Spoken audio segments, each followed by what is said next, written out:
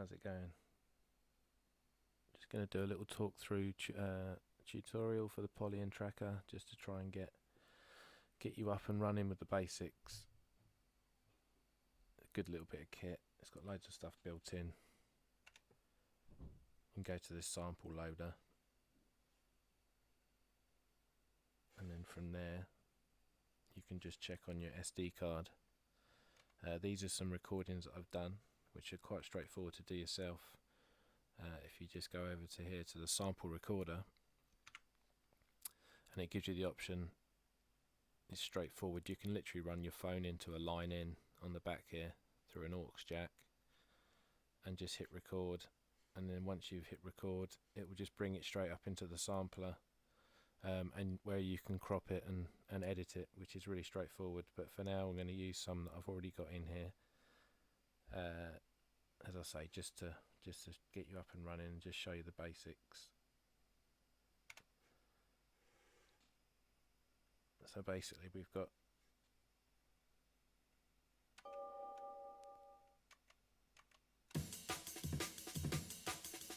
this Amen here, so we'll get that transferred over to this side. These are the loaded samples for your instruments. Click add next, and that will pop over onto this side. Click on there, click on playback. Now if you want to do either one shot, it will play the whole loop like that, and down the octaves and so forth. You know, if you want to match it into a different BPM,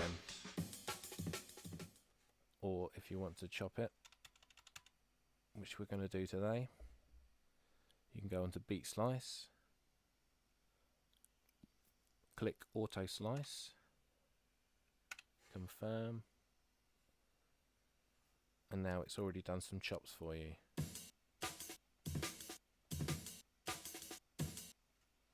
And you can add more to make the chops smaller if necessary. So we'll add one. We're on slice number 2. You can see it's highlighted there. So to adjust it slightly,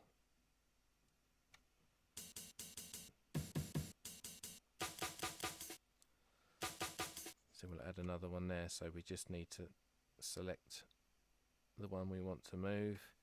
If you add next, it will pop up next to it there, so then we can check again. That's nice on the shakers.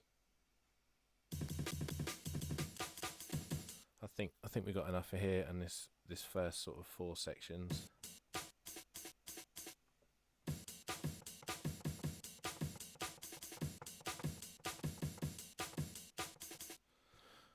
Hey, to play with, right. So we click pattern. Now if we click on the record,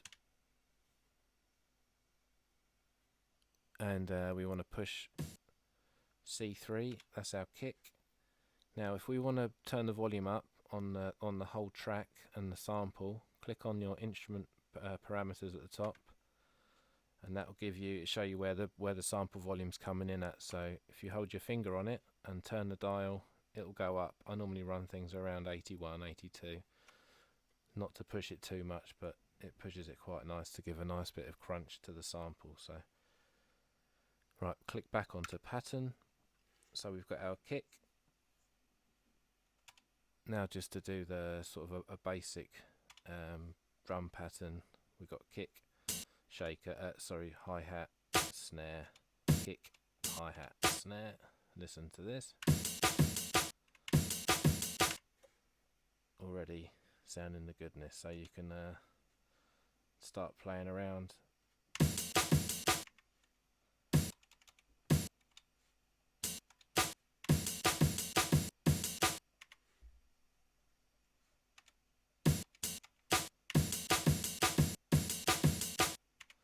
And just to move them,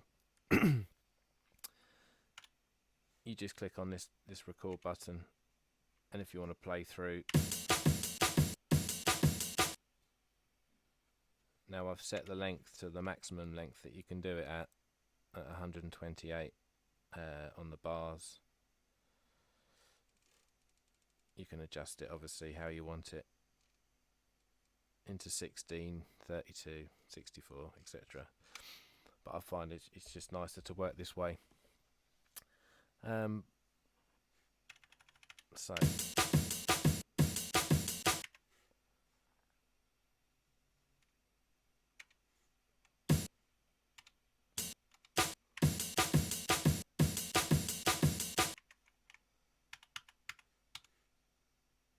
if you don't like, if it's in the wrong place, it's so simple just to get rid of it.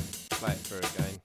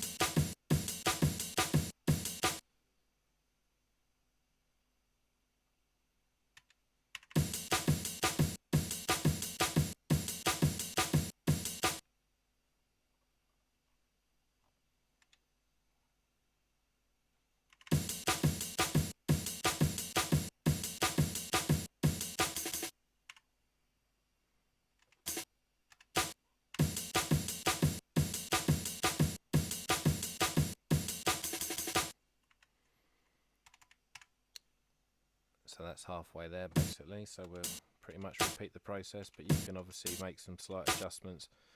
I'll show you in a second some of the effects and stuff that you can put on just to help add a bit of variation to the loops. So if you can kind of keep just the basic ones going, it doesn't get too complicated and you don't lose the flow of the actual sample.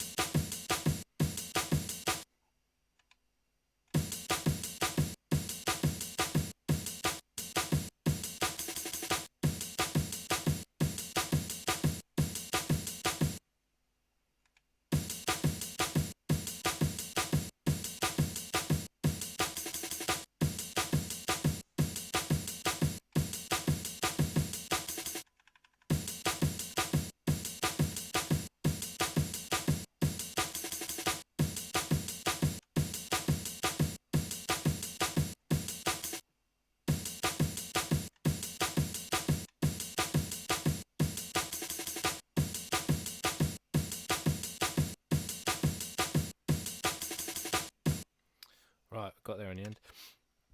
So if you just to take off the record button, and then you can just play it through.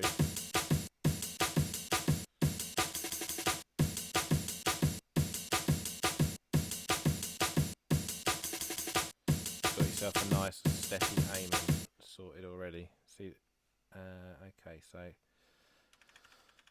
To put an effect on, you select the note that you want to add the effect to, and you've got FX1 or 2, so we'll go on FX1. If you hold your finger down on it, you get a selection of different effects that you can add. For instance, you've got reverb, delay. A nice one is the reverse of the sample. Obviously put it where you want it. You just hit delete if you don't like it, and just, you can just try it on another one once it's selected.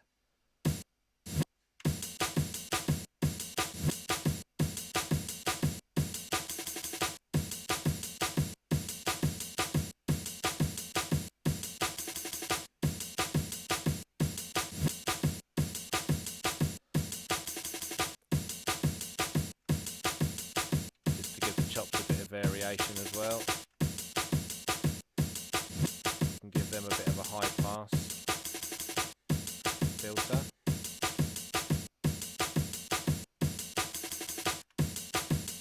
As you'll notice.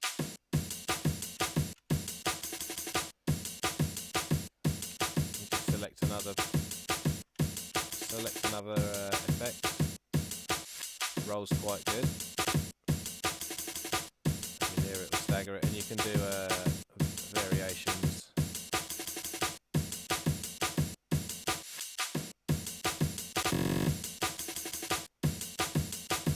Again, just delete, play around until you're happy with the one that you've got.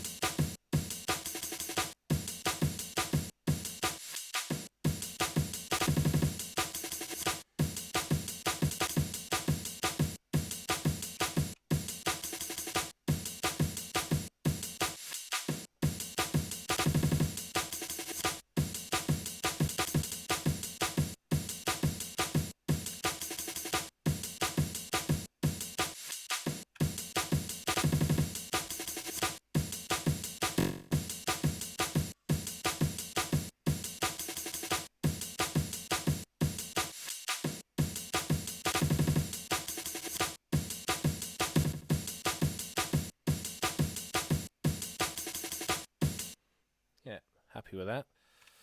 So now we get back up to the start of the game, the start of the track again, or the pattern, should I say. Just I build my tracks in the patterns, as you'll see it with the songs. When you go into this arrangement, you can basically add the patterns on, and you literally select through the ones that you've made and build the song that way. It's different, obviously a different workflow to your Logics, etc., your DAWs. Okay,